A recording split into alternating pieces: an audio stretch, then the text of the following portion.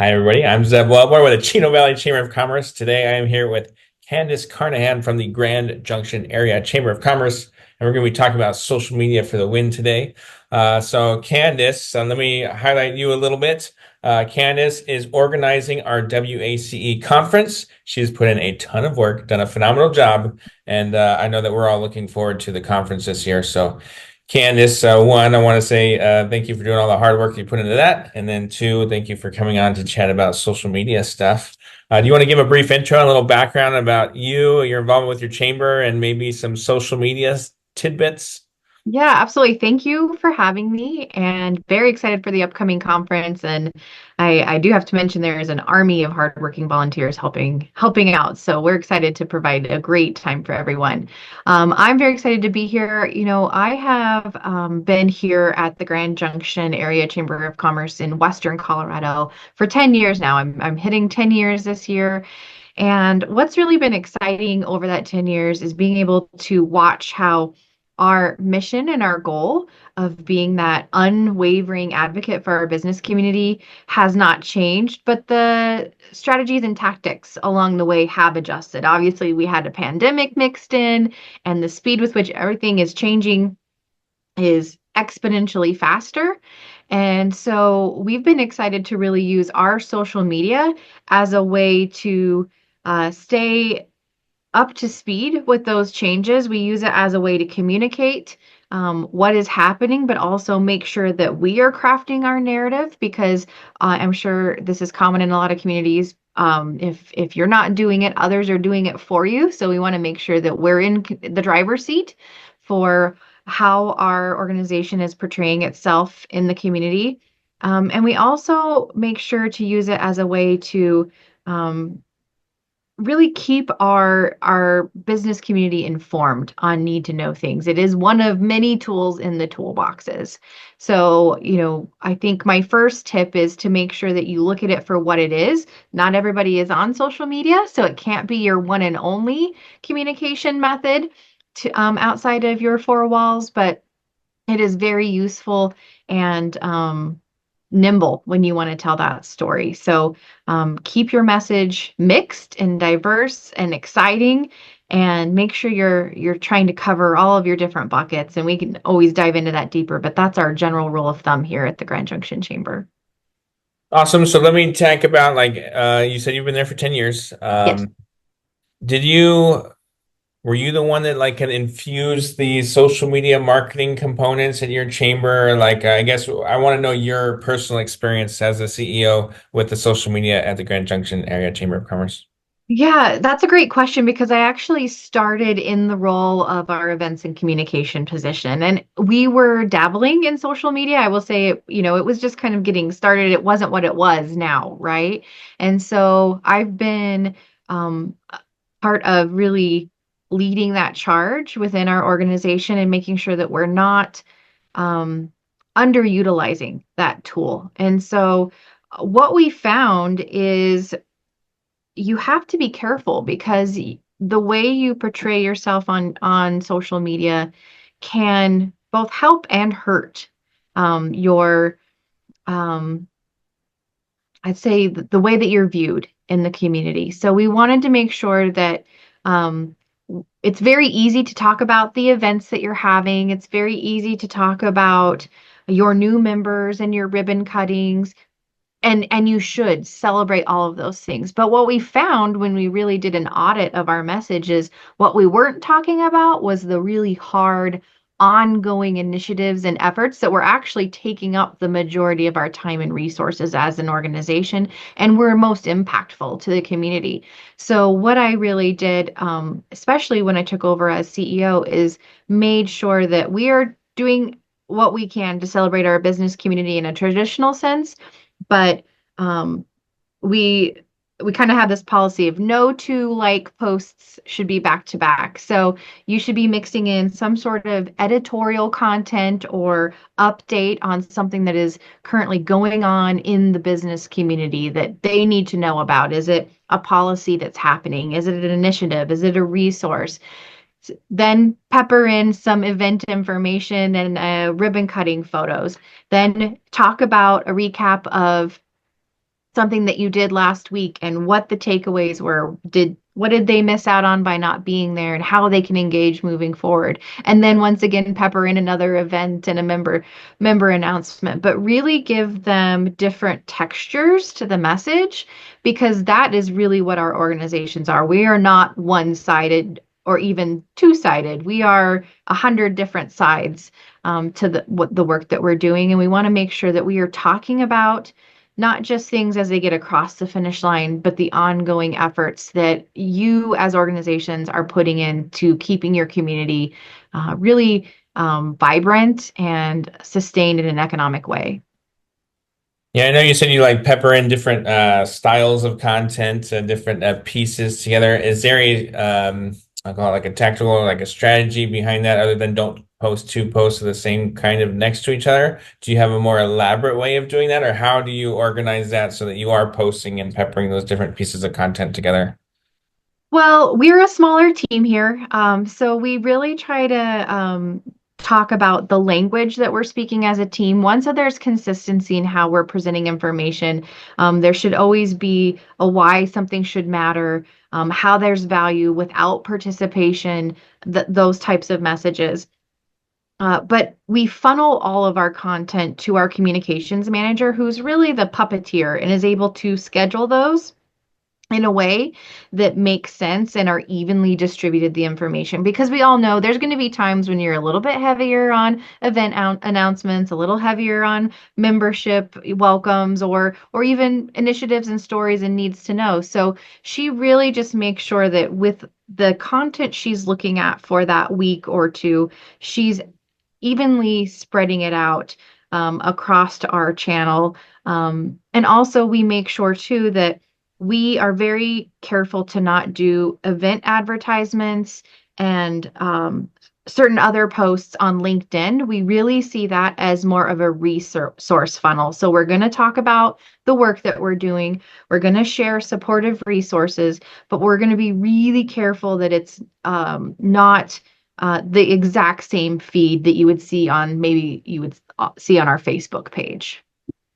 Yeah, so let me talk about that because you mentioned there are to do's and not to do's, and so you're saying like don't go heavy on the event stuff. Try to keep it off of LinkedIn. Um, why is that for you? Well, for one, we want to make sure that people aren't getting tone deaf to our messaging if they're seeing it, because they might be hopping back and forth between the channels. So we want to make sure that they're not just seeing the exact same thing. So we try to make sure that we're slightly adjusting our messaging for the general audience that you would see within each channel. So our Facebook page, we try to be more community minded, outward general messaging of all the things we are as an organization. And then our LinkedIn is really focused in on the business professional and the members, the businesses that we are talking to, and potential members and businesses that we have not connected with but are interested in what we're doing. So, there's no silver bullet to this. That's our strategy. Others, I'm sure, do it much differently. But we just, again, like to have a slightly different tempo to add diversity in our messaging. And we apply that to the same. We do print as well, and we shape that slightly differently. And I think that you kind of have to do that with each tool, just use it just slightly differently, but related. Yeah, and then I know there's lots of ways. Like I feel like with social media, there's so many different people that have very differing expertises, things that they feel that they're good at. What are the things that you feel like you would like to share with your chamber colleagues that you feel like you do particularly well with your social media presence? Hmm.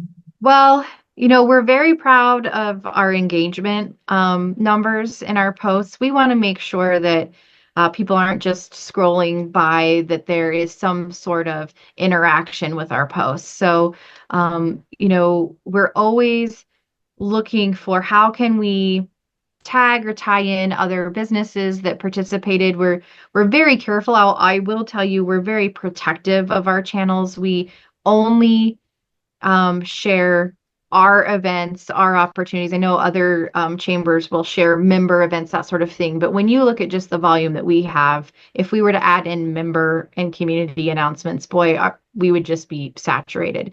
So we try to make sure that we're not overdoing it on our posts, that we are focusing on highlighting faces and real experiences that are happening. I have to tell you, Zeb, we made a concentrated effort to spend the money for a nice camera, work on some very simple video editing skills that anyone can do.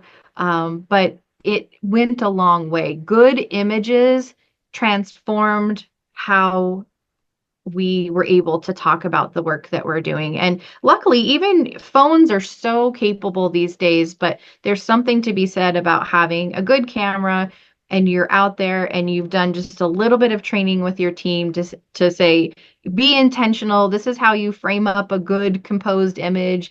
Try not to get backs of heads, that sort of thing, because it really does make a difference. And I think it's led to more engagement and interaction because people want to stop and see what's going on in our posts. Yeah, no, that's good, and that's one of the things that I try to chat. So I do speak on social media for a variety of different things. One of the things, and you mentioned like highlighting faces and real experiences, and then also kind of like how to frame or structure a picture that does go a long way. Do you have, other than showing faces, and is there any other rules of thumb that you would follow when you're capturing that photographic content?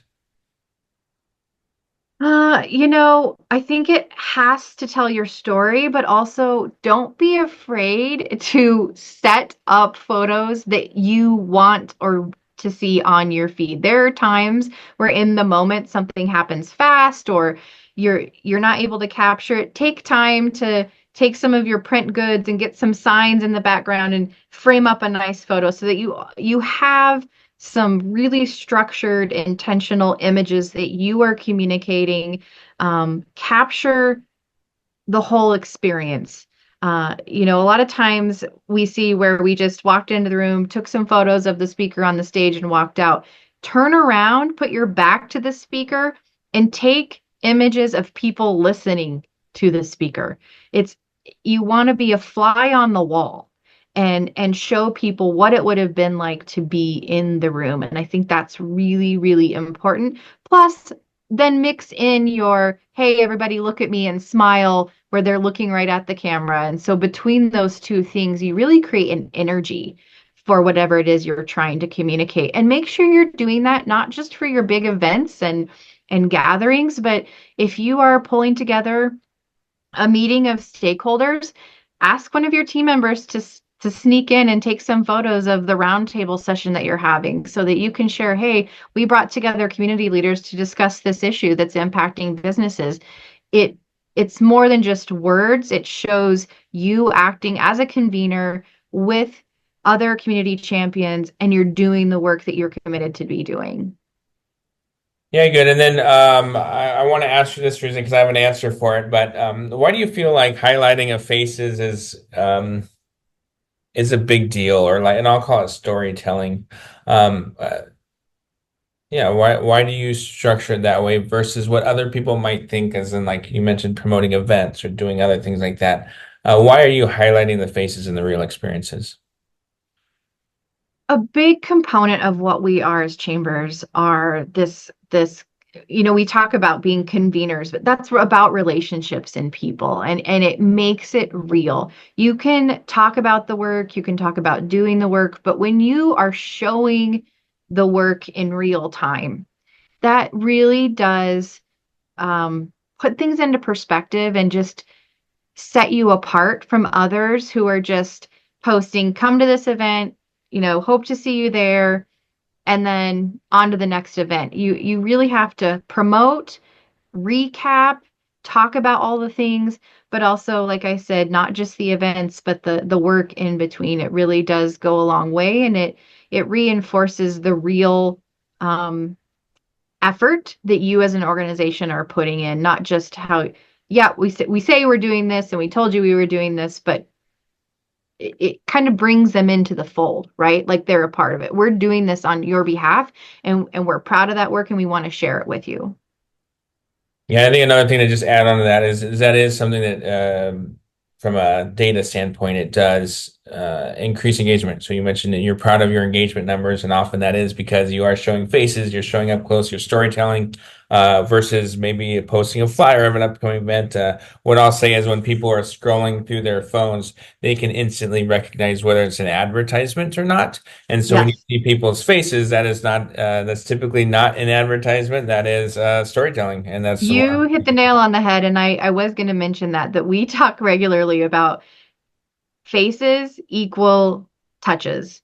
And if you recognize someone, you're going to comment saying, "Hey, Sarah, here you are in this photo," or you're going to share it. If it's you, you're going to share it. If it's your business saying, "Thanks for hosting," or "We were glad to welcome these people to this important roundtable," and anytime you can tag anyone else that is in the room or engaging is huge. But it again, it also reinforces the time and investment that they are putting into your organization. So you're exactly right. A face equals more interest in what you are talking about for sure. Yeah, and then, how about is there anything else you feel like you guys do really well on the social media front?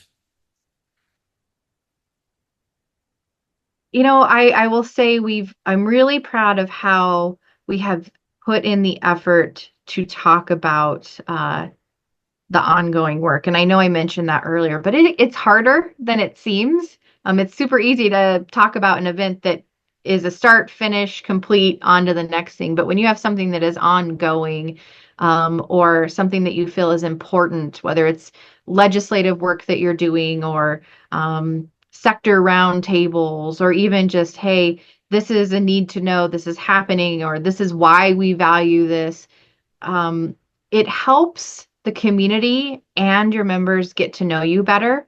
It's almost like a character piece, if you will. It talks to the character that your organization has adopted, your core values, your core traits.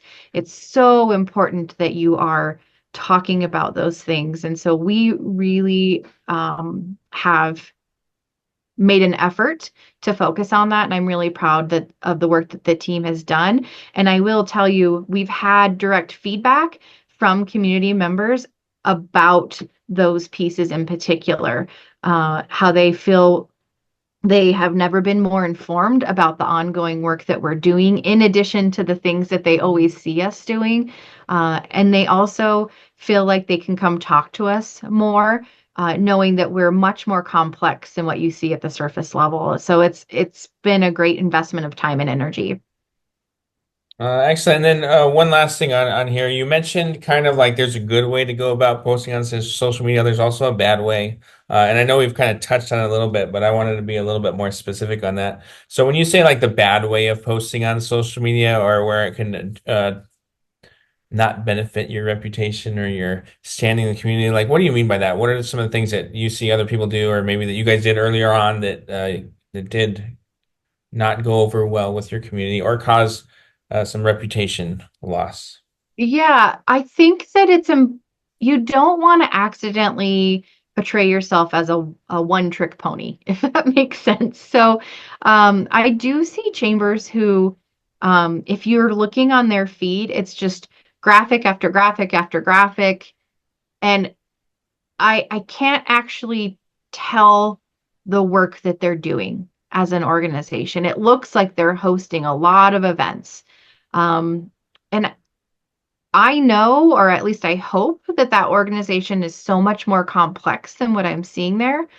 But if I was a member or a potential member, I would say I don't have time to participate in all these things. Therefore, I don't think this organization has value for me as a business. And so, um, I think I make the joke regularly that we as a chamber are not a pizza shop serving just pizza. We're an international buffet, and we need to make sure that our message is showing all the different cuisines that we can serve, plus the ones that we didn't even know we were needing to serve that day. So it really, if you're not showing the diversity of efforts, and it's as simple as at your next staff meetings, Go around the table and talk about what each of you are working on. And if you can't say that you have somehow highlighted those efforts in some sort of communication channel, ask yourself why not?